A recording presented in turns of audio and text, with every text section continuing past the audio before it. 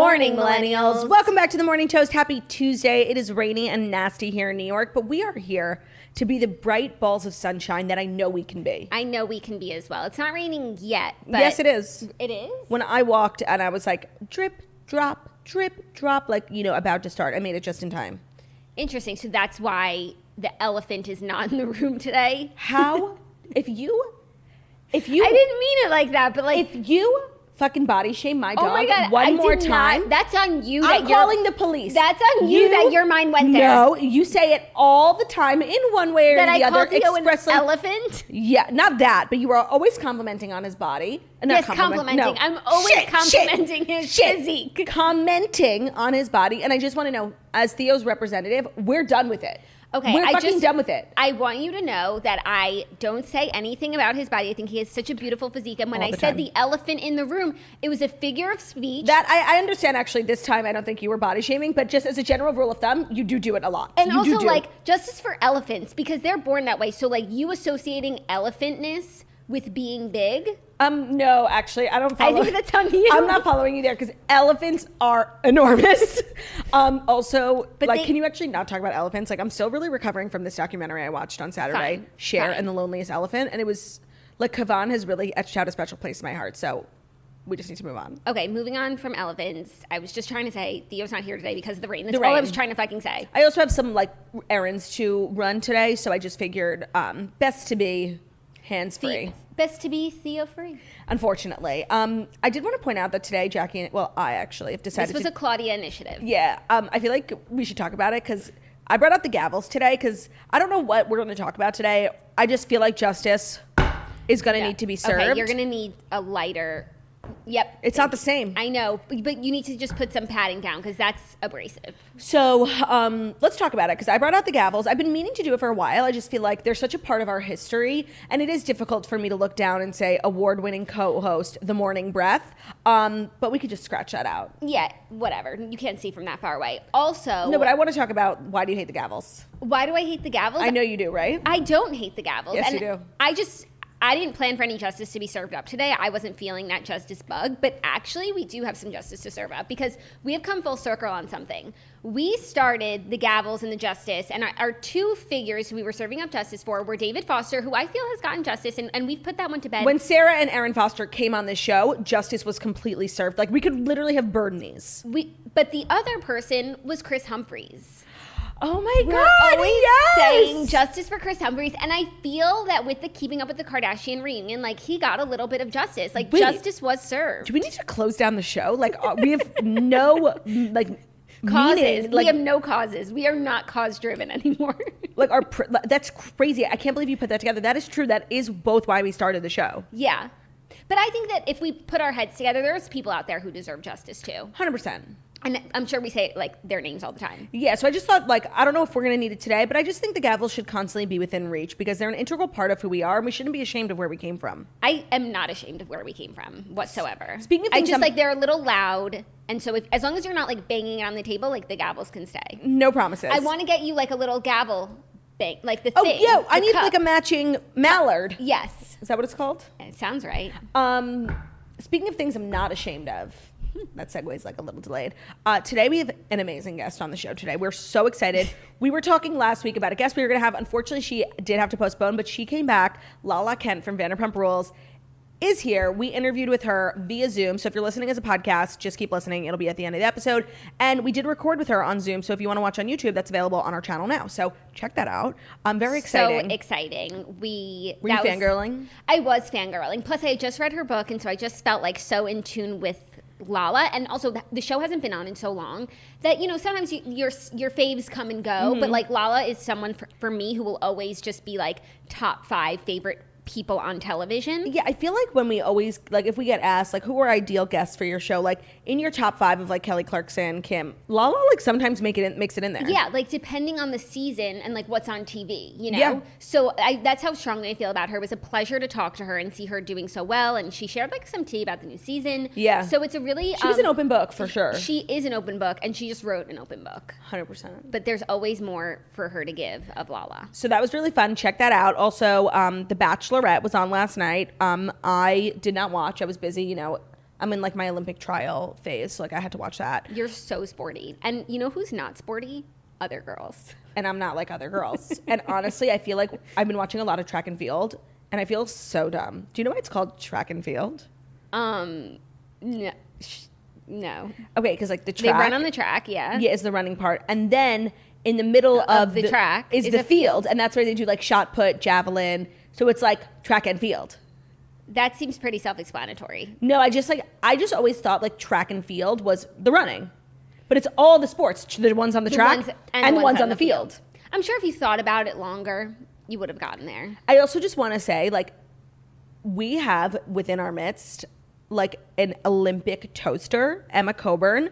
And I was watching last night the track and field. She didn't run. She ran on Sunday, and I'm pretty sure she, like, won the whole thing. She's, like, literally going to be, like, American Pride. And she's a toaster. Yeah. And, like, she's such a big deal in the running industry because, like, I was watching the runs last night, and like her husband's like a really big time. We're watching the runs. I had the runs last night, and her husband's like a really big time coach, and he coached all these girls who are like killing it. So it's like you love to see toaster energy just like radiating throughout the Olympic industry. I think toaster energy and Olympic energy are actually quite similar. They're like super patriotic, super like positive, steamy vibes, cheering, excitement. I think like maybe we should make all the Olympians on the flight to Tokyo like listen to episodes of The Morning Toast. 100%. Blasted through the planes. Yeah, blasted. Oh, that's not a good word. No, like blasted through the planes. Blair, yeah, Blair. Blair Waldorf through the planes. We have a great show. We do have a great show. I just wanted to give a little content update on my end because I've been reading, and last night I finished this book I was reading called The Second Season by Emily Adrian. It doesn't come out till July, thanks NetGalley. But I didn't love it. I think maybe if you're a big fan of basketball, you would like it more. It's like all about basketball. So what? Yeah, she's a sports reporter. Oh, that sounds good. Yeah. So, but it was too much basketball for me. Yeah, I have not read a book in like so long. Well, last night I started Malibu Rising because I was just like, it's time to treat myself. Yeah. And Margot is reading it. Dana read it. So we're going to do a mini recap on the next Redheads episode. So if you want to start it, like we could talk about it too. I know, that's just like a book I'm saving, and I don't want to read it in my sad fucking one-bedroom apartment. Like, I want to read it on the beach. Let it transport you. Like, I guess. There's actually a few things I like need to read. And I just am in a rut because like I started the new Lauren Weisberger book. Stunk. I started We Were Liars that like everyone on TikTok was like felling over. Stunk. So now I'm just like feeling like I can't win, you know? I know I like Malibu Rising. After I read Malibu Rising and then the Redheads book, The Nature of Fragile Things, which I've heard is amazing by Susan Meisner, episode drops next week. I'm making a pact to myself to like no longer read bad, stupid books. Like read the books that are like renowned, top of the list, like just read the good books. Yeah, can I ask you a question? Even if they take longer and they're harder, like I want to get more out of it. There's nothing worse than like wasting your time on a stupid book. What do you mean by stupid? Like, I'm not, like, I'm cringing. The characters are not... American Royals? Yeah, like, they're not, the characters are not inspiring. Like, I'm not learning anything. And I'm just like, it's as if I'm watching, like, the dumbest reality TV show. Yeah. Okay. You know? Yeah. So, that's, I mean, I've been reading serious books, but then what starts to happen is, like, if you don't like one of those and you're like, wow, I just want something light that I can breeze through. I just feel like you don't have to swear off like a whole catalog. Like, just read what you feel like. No, I'm not going to swear them off, but I'm going to make a concerted effort to like read better books. Okay. You know? Hashtag do better. Yeah, no, that's what's up for me. So we have a great show. I think we should get into it because I want everyone to hear our Lala Kent interview, and I really don't have much else to share. I've just been like, you know, in the track and field. Oh, okay. Well, then without further ado, where are you? Not here, as previously mentioned. It is time for the Fast 5 stories that you need to know before you wake up and take a bite out of your morning toast. And today's episode is brought to you by ZipRecruiter. If you're a business owner who's hiring, you probably face a lot of challenges when it comes to finding the right person. Whether that's not finding enough applicants with the right skills or experience, there's too many resumes to sort through, but you need to hire ASAP, and you don't know where to post your job to reach the right people. That's why hiring can feel like trying to find a needle in a haystack. Sure, you can post your job to a board, but then all you can do is hope that the right person comes along, which is why you should try ZipRecruiter for free at ZipRecruiter.com/toast. So when you post a job on ZipRecruiter, it gets down to over 100 top job sites in one click. Then ZipRecruiter's matching technology finds people with the right skills and experience for your job and actively invites them to apply. In fact, ZipRecruiter is so effective that 4 out of 5 employers who post on ZipRecruiter get a quality candidate within the first day. It's no wonder over 2.3 million businesses have come to ZipRecruiter for their hiring needs, including the Morning Toast. We can attest to the fabulousness of ZipRecruiter. So while other companies overwhelm you with way too many options, ZipRecruiter finds you what you're looking for, the needle in the haystack. And right now you can try ZipRecruiter for free at ZipRecruiter.com/toast. Again, the only way to get ZipRecruiter for free is ZipRecruiter.com/toast, TOAST. ZipRecruiter, the smartest way to hire. Love it. Okay, first story. A-Rod is partying with Ben Affleck's ex, Lindsay Shookus. This is so lame. This is so sad, you guys. A-Rod was spotted hanging out with Ben Affleck's ex, Lindsay Shookus, at her birthday party on Saturday. A video obtained by Page Six reveals. In the clip, the two are sitting right beside each other at an intimate backyard gathering. The timing of Shookus and A-Rod's hangout sparks interest, given that their respective exes, Affleck and J-Lo, rekindled romance. Why can't you say Ben Affleck? I guess I did say Affleck again. Yeah. Just something cute about me. You're not like other girls. So quirky. The timing of Shookus and A-Rod's hangout sparks interest, given that their respective exes, Affleck and J-Lo, rekindled romance continues to heat up. You threw a wrench into my reading. Sorry. I just want to say, like, I went from being obsessed with A-Rod, mostly because of his relationship with J-Lo and, like, his, being on Shark Tank. There was just, like, so much that I loved about him for the last few years. And in the last 6 months, I have lost every ounce of respect I have for him. First of all, like, the Madison LaCroix thing, like, don't fuck around on J-Lo. Respect, gone. Second, some of those photos that came out from his promo for his new male makeup company, like, sorry, they did make me laugh. They just looked weird. 2. 3, this. Like, this is so fucking losery. I can't. Oh my God, I totally forgot. I was on TikTok yesterday.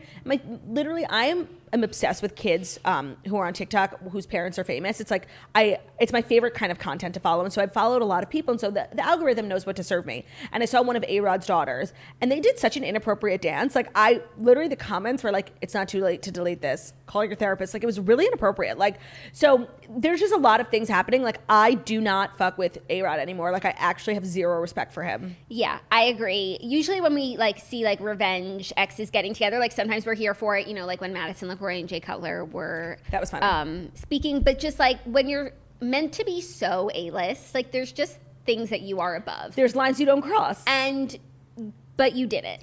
Yeah, I just think this is so losery. And I actually have so many thoughts about like J-Lo and A-Rod because that company, Hims, that was like his makeup for men company, also had a hers. And it was J-Lo's company. It was like a hair product. And I just saw a commercial for it. So like they're still in business together. Damn. Hims and hers or something. That sucks. Yeah. I mean, J-Lo seems to be living her absolute... Sucks for A-Rod. So, yeah, it's just, like, annoying to be, like, tethered to someone when you're so clearly moved on. Yeah. Which is so crazy. How did these two even meet? Like, she's not really, like, a traditional celebrity. She's an SNL producer. A rep for Page Six said that there's nothing romantic there, but... A-Rod said there's nothing romantic there, that they've been friends for 15 years. What a fucking lie. What a coincidence. Yeah, what? Let me guess. They met on SNL 15 years ago when he... Like, that's just not it. I mean, that could have happened. No. Maybe, yeah. I'm sorry, it doesn't. I agree. This is so losery. Like, we keep reporting on stories, and this is like the segment, like, let's lose more respect for A-Rod. Like, he's such a loser now, and I thought he was, like, so cool, and I loved him with J-Lo. It's just so crazy how your opinion of someone can change so drastically so quickly. Yeah. It's really crazy. Now, like, when I see a story about him, I'm getting close to, like, fully China-ing him. Like, yeah. I think he's such, like, a media, like, weasel. Like, I'm really done with him. No, I totally agree and understand. Thank you so much for being understanding at this time. You're welcome. Are you ready for our next story, which is a little streaming news that's really going to shake up the industry? Netflix and Steven Spielberg have struck a surprising production deal. In a jaws-dropping turn of events, filmmaker Steven Spielberg has struck a multi-year deal to supply movies for Netflix.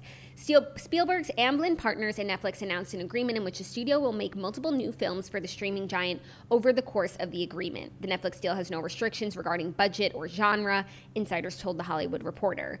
And this partnership does not impact his relationship with Comcast Corp's Universal Pictures. This is a surprising deal because he sort of has publicly slammed, these streaming services. In a few years ago, he said that Netflix movies shouldn't be contenders at the Oscars. Oh, I guess they still shouldn't then.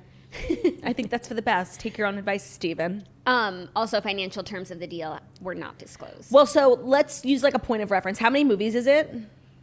Like a couple? It's a multi-year deal. Because like Adam Sandler, I think, was contracted Netflix to do like 5 movies, and he got paid like $300 million. And I think Steven Spielberg would get paid more than Adam Sandler. Yeah, no, I'm sure the money was right. Yeah, so it's nice to know that even Steven Spielberg like, can be bought. Yeah. You know, because I never thought I had much in common with Steven Spielberg, but here we are. Here we are. The thing is that I feel like, you know, a lot of people will be excited about this. Like, personally, I like to watch, like, bad movies. Like, I don't think I've ever even seen a Steven Spielberg movie. Like, I've never seen Jaws. What else? E.T. Schindler's List. That one was good. Oh, sorry, I take it back. Hold on, let me go to Steven Spielberg. Schindler's List is an incredible film. So amazing. Hold on, let me... Oh, also, I saw a story today that I meant to send to you. Are we talking about Adrian Brody? No, but what do you want to... Oh, no. Why? What do you want to say? Adrian Brody was spotted out, or he's dating... I can't remember who it was, but it was really shocking. Give me 1 second. Oh, my God. So he's not dating Georgina Chapman. Oh, that's who it was. Oh, he's been dating her. Has he? Yeah, we've spoken about this. No, we haven't. Because Yes, they were we spotted. have. They were at Tribeca Film Festival. They walked the carpet together, and I was shook. They have been dating, like, since our last studio. No. Yeah. I didn't know. I think that's honestly an amazing couple. Like, you know what? Justice for Georgina Chapman. Like, she has been through a lot. And Adrian Brody is a stand-up guy, I think. I did sit next to him at a dinner party once. That's, like, my favorite story. Yeah. No, they've been dating for a while. I'm glad to see it's going well. Are you ready for the movies that have been directed by Steven Spielberg? Yes. Ready Player One. Never saw it, but I see it everywhere. The Post. Oh, no, I didn't see that one. Oh, no, I didn't see that one either. Bridge of Spies. Missed that one, too.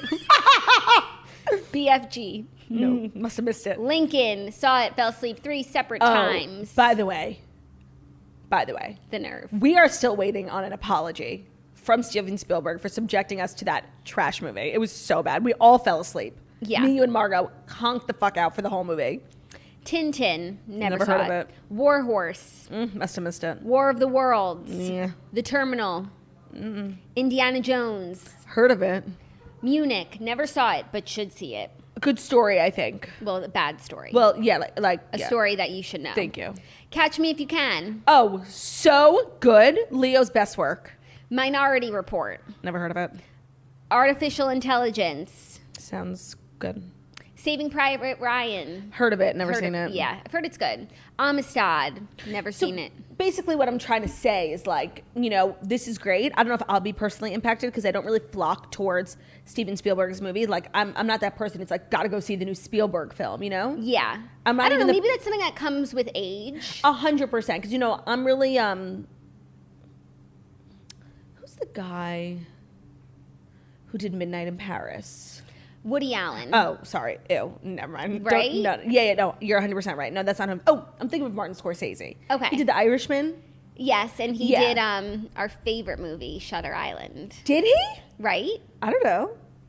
By the way, Shutter Island is the movie that started it all here at the Morning Toast. Yeah, we have Shutter Island to thank for everything. Yes, Martin Scorsese. So I feel like I'm more of a Scorsese kind of girl than Are a you? Spielberg kind of gal. But I don't know. Maybe I'll just start maturing and flock towards Spielberg. But I'm happy for all the people who, like, you know, the cinephiles who are excited about this Spielberg Netflix deal. I'm just personally probably not going to see any of them. Here are some Scorsese movies. He definitely has some that you've never seen. Unless Steven Spielberg is directing the new season of Love is Blind, I probably am not going to see it. Unless Steven Spielberg will be responsible for reviving this society, which, by the way, I think is Spielberg level. Jackie, I completely agree. And that should be part of his deal. I wish Steven Spielberg had like a granddaughter who listened to the Toast. Who's like, Pops, please. Please. It's such a good idea. And honestly, like, he could make it brilliant. But he would never do 100%. TV. 100%. Well, it's not TV. It's like series. I could see him doing a series. Like, yeah, like a mini series, like a Queen's Gambit. Mm-hmm. Yeah. Okay, you want to talk about Martin Scorsese? You want to move on? Sure. Because other movies that are Martin Scorsese. Or as Lala Kent calls him, Marty. Wolf of Wall Street. Seen it? Aviator. No. Oh, you never saw that one? It was good. The Departed. I never saw it, but I've heard good things. Casino. I think I've seen that. Yes, of course I've seen that one. Robert De Niro. But there's also a lot of others that we haven't seen. So Yeah, I just think I'm more of a Scorsese kind of girl. okay, cool. And by the way, that's Italian, Scorsese. Thank you for the pronunciation. You're welcome. Are you ready for our next story? Sure. Oh, no, I'm not. You're not. Because I'm feeling very tired, weak. Uh-oh, I think she needs some liquid IV to revive her. How did you know? Today's episode is brought to you by Liquid IV. The Hydration Multiplier Plus Immune Support is a cutting-edge blend of vitamin C, zinc, and Wellmune in convenient single-serve packets to help strengthen your immune system. Vitamin C is well known to help protect your body and support good health. Zinc, the second most abundant trace mineral in your body, supports immune cell health and function. The blend is powered by CTT, cellular transport technology, which is designed to enhance rapid absorption of water and other nutrients. The optimal ratio of glucose, sodium, and potassium delivers water and key nutrients into the bloodstream faster. So if you have trouble drinking water, which I do, it's just like not something I'm particularly good at, Liquid IV can just really help you out because you get 2 to 3 times more hydrated from a bottle of water that has Liquid IV. So it makes it easier for you to drink water. It tastes really, really good. And it just helps you out throughout the day, like not feel fatigued. If I don't drink a lot of water, I get like migraines. So there's just a lot of really good benefits to Liquid IV. Also, little trick of the trade, if you're hungover, a Liquid IV can truly save a life. Mm-hmm. Get your Liquid IV Hydration Multiplier Plus Immune Support in bulk at Costco, or you can order online and get 25% off when you go to liquidiv.com and use the promo code TOAST at checkout. When you purchase Liquid IV, you're joining the mission to help people live better everywhere, because with every purchase, they are donating a serving of Liquid IV to someone in need. So again, that's 25% off anything you order when you get better hydration today using promo code TOAST at liquidiv.com. Love it. Thank you for that, Claudia. You are so welcome. I'm feeling so much better. I now feel as though we are ready. Me too.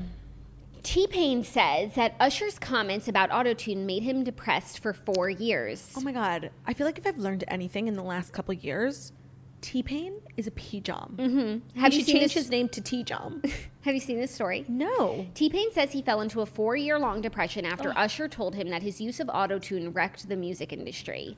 The rapper makes the stunning revelation on the upcoming Netflix series, This Is Pop, saying the statement from his famous friend caused him deep pain. He said, "Usher was my friend. I really respect Usher." And he said, "I'm going to tell you something, man. You kind of fucked up music."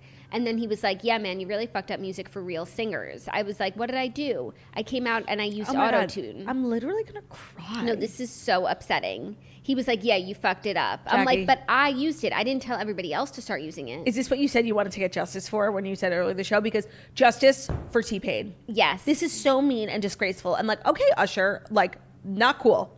Not cool. Oh. And also, when I think of autotune, I mean, of course, T-Pain's music uses autotune, but I wouldn't say that he ruined the music industry. First of all, I wouldn't say that. Second, I wouldn't really say T-Pain uses autotune. He kind of uses like a megaphone. It's like it's just an effect.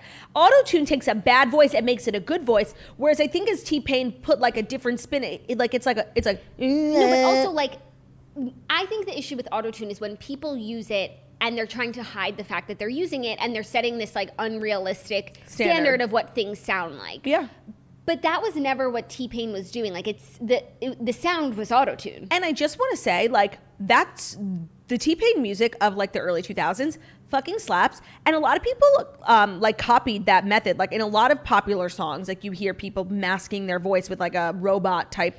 And I think it's cool. Well, it just Usher would say that ruined music. No, it created a new genre. Yeah. Like not everyone was blessed with, the vocal glands of an angel, Usher. Some of us have to work hard for it.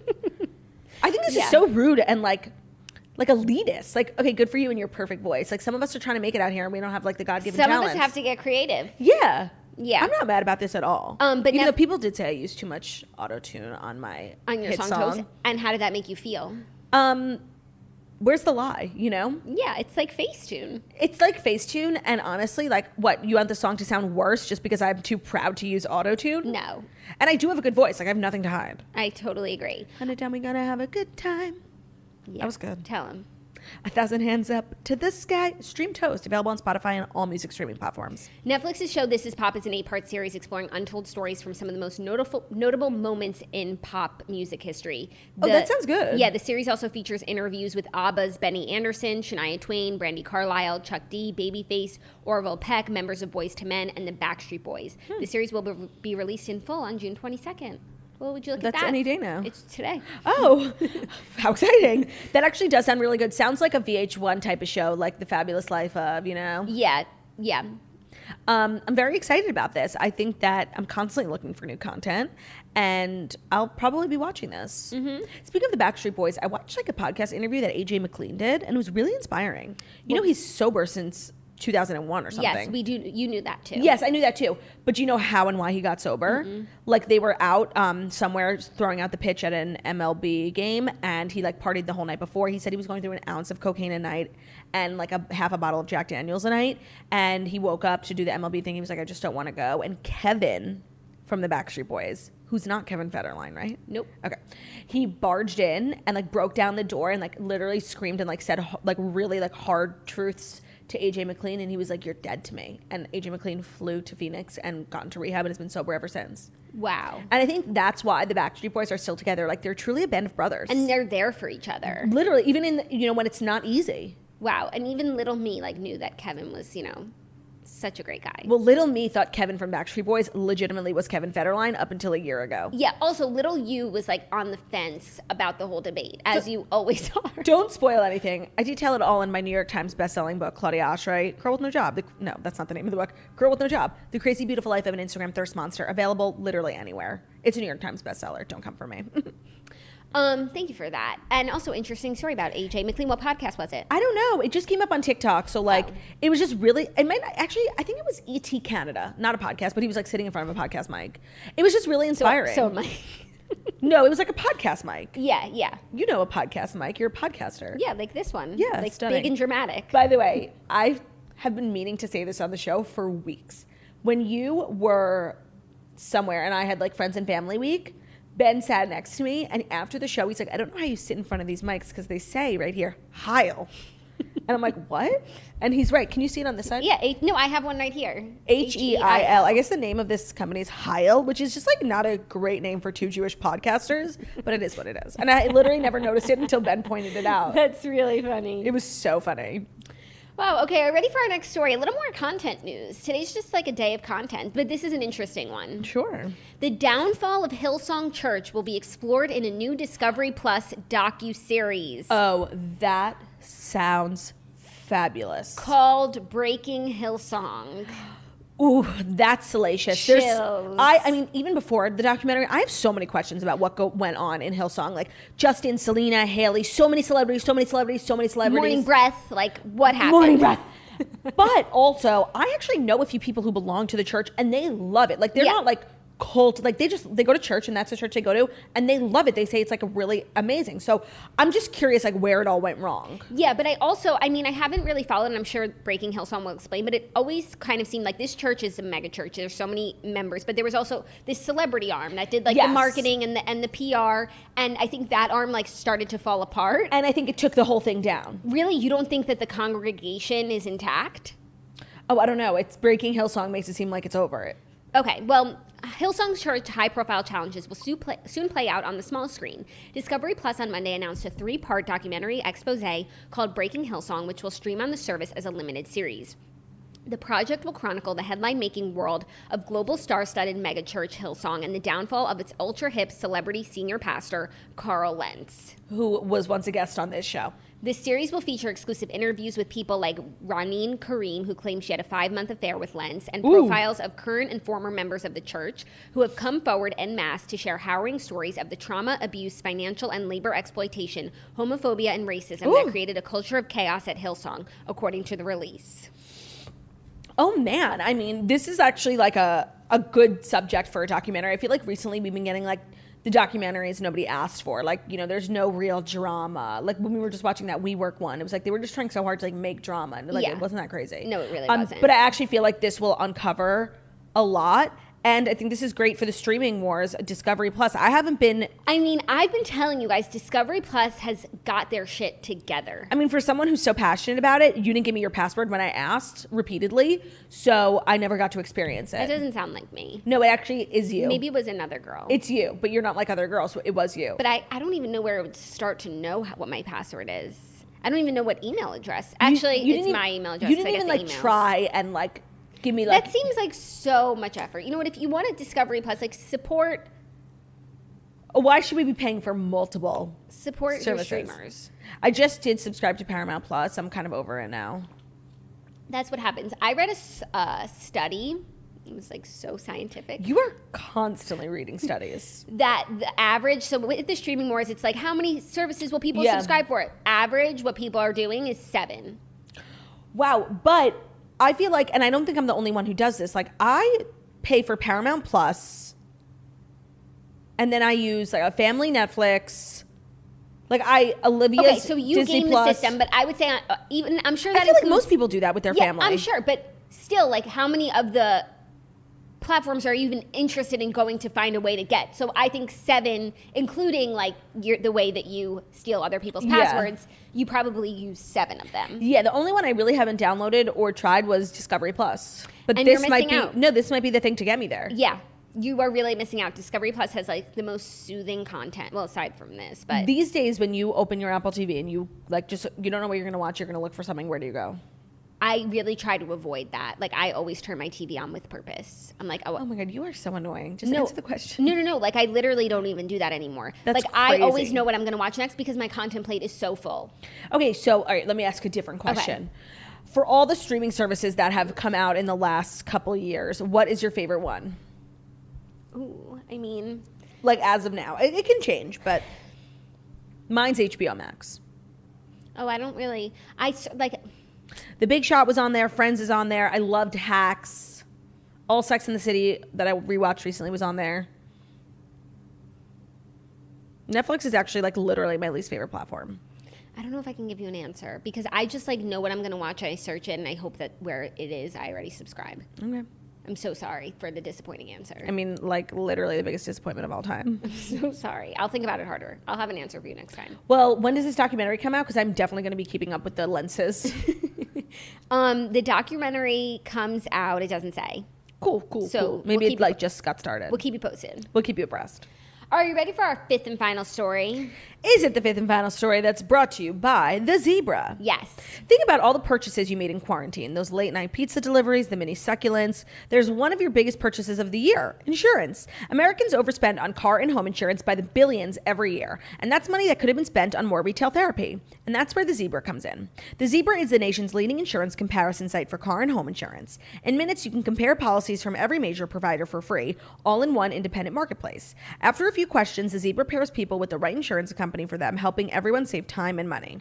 Buy online or over the phone with one of their licensed insurance agents. There are no hidden fees or fine print about your personal information. Best of all, The Zebra has no stake in the policy you choose. They're just there to help you find the right coverage.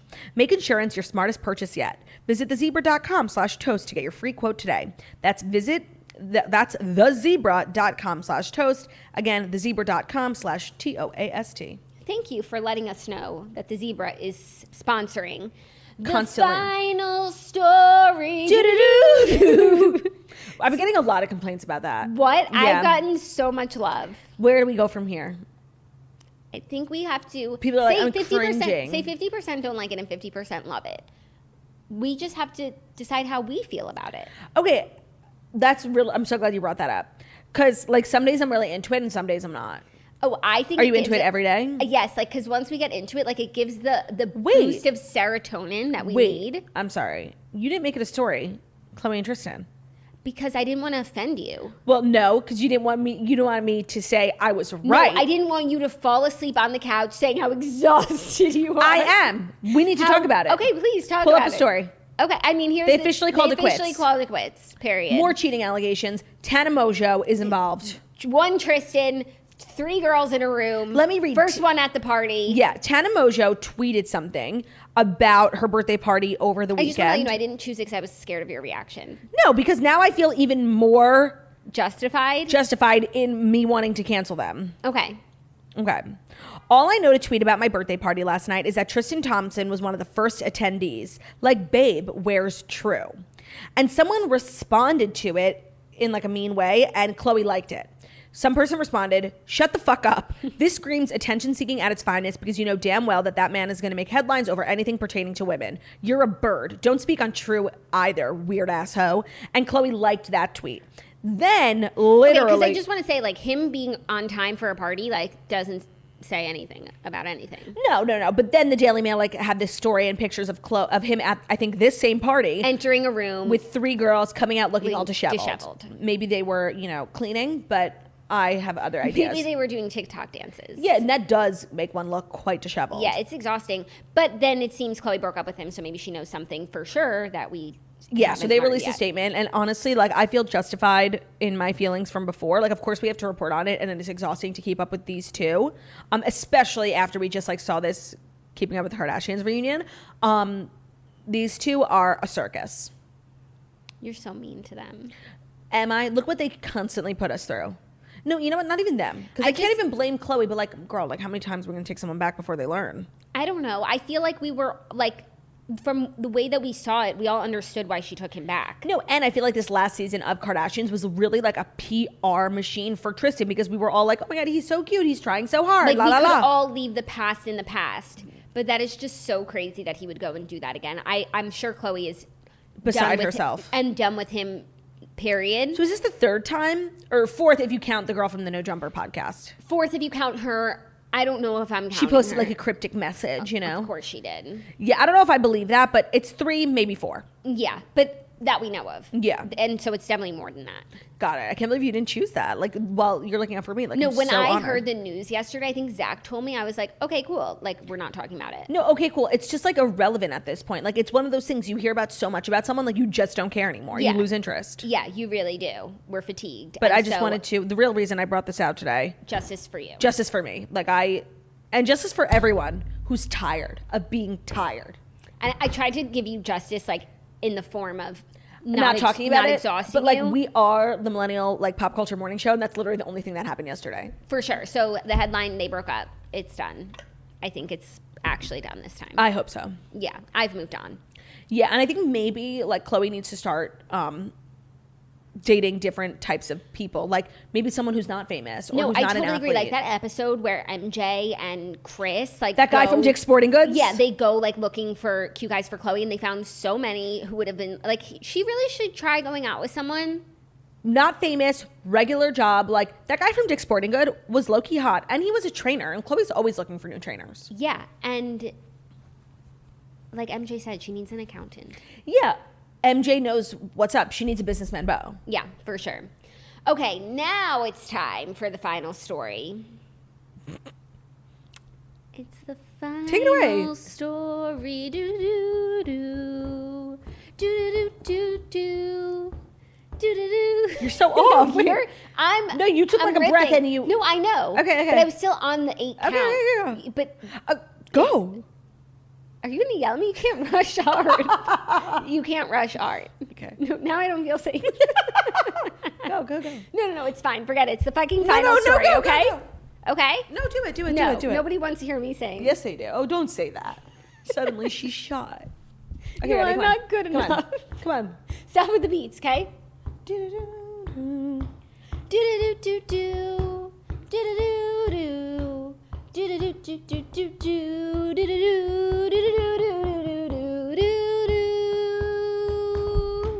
Stunning. Thank you. Okay, well, the fifth and final story is a little science news because scientists say that they found a solution for the hiccups. Ugh, enough with these scientists. Why don't you give us real solutions, you know? I don't know. How to lose weight without doing anything. Like, that is some valuable science. Honestly, I consider this valuable science. And maybe if you suffered from the hiccups, you would know what it's like to value this piece of science. But I don't. No, I've gotten hiccups. Like, it's definitely annoying. It's not like a, life urgent, like... No, it's like the most annoying thing to have hiccups. But like, which scientists? Like, what else should these scientists be working on? I feel like there's more pressing issues. I can think of a number of things that they should be working on, but instead, they've invented a straw that apparently cures the hiccups. Okay, wait. Let me get this straight. Mm-hmm. Straw? It's a straw. Is it metal? Oh, unclear. Because it looks like it might be of the rubber. Adrian Grenier did not put his neck on the line just for scientists to invent a new kind of straw. No, it's definitely not. It's not disposable. Like, it's something that you would use multiple times. Okay. So here's the thinking. When you get hiccups, the diaphragm and the intercostal muscles suddenly contract. The subsequent abrupt intake of air causes the opening between the vocal folds, known as the glottis, to shut, resulting in a hic sound, often to the embarrassment of the afflicted and the amusement of others. Who wrote this article? The Guardian. But while home remedies abound, a team of scientists say they have come up with a new answer called the Forced Inspiratory Suction and Swallow Tool, the FISST, and patented as Hickaway. It's $14. It's a plastic device, and it's a rigid L-shaped straw that has a mouthpiece at one end and an adjustable cap with the pressure valve in the form of a small hole at the other. Hiccuping people place the device into a glass of water and use it to sip. That's it? Yeah. I'm getting one. No, I mean, like, it's good. I'm getting one. This is not an ad.